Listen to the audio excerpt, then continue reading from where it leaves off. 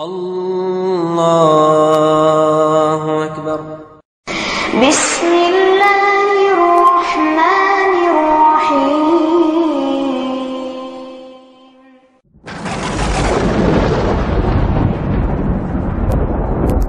اچھے اخلاق کی فضیلت بندوں کے عمل میں روز قیامت جو سب سے زیادہ وزنی عمل ہوگا وہ اچھا اخلاق ہوگا۔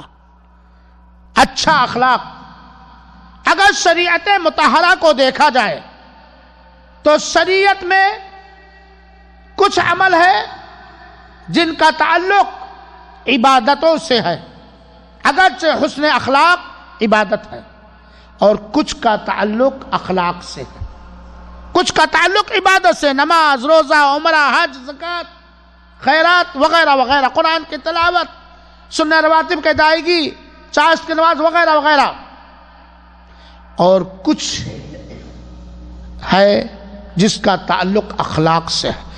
اچھے اخلاق والا کوئی بھی ہو سماج کے اندر بھی محبوب ہے،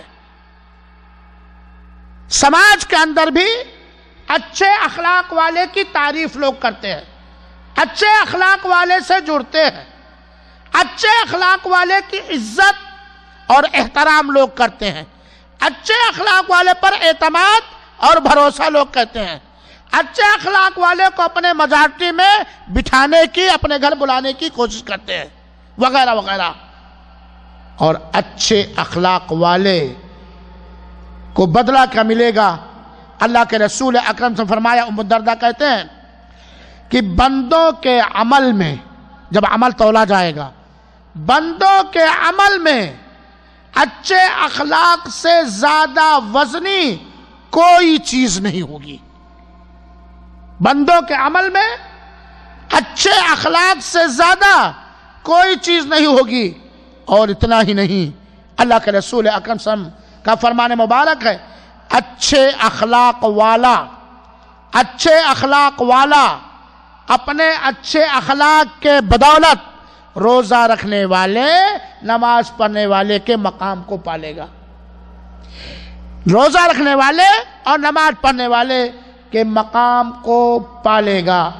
چنانچہ میرے بھائیوں ساتھیوں، ہمیں اپنے اخلاق کی اصلاح کرنی چاہیے۔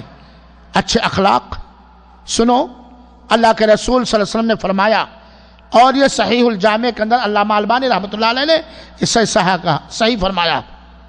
اللہ کے رسول اکرم سے فرماتے، قیامت کے دن مجھ سے ان من احبکم الیہ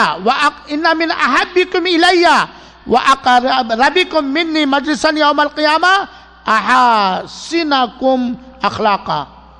روز قیامت میرے نزدیک سب سے زیادہ محبوب اور میرے سب سے زیادہ قریب میں وہ شخص ہوگا جو تم میں سب سے زیادہ اچھے اخلاق والا ہوگا۔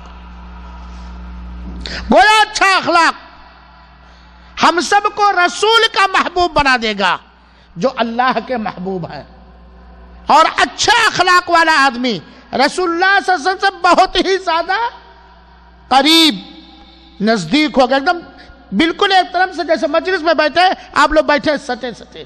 یہ اچھے اخلاق کی فضیلت ہے۔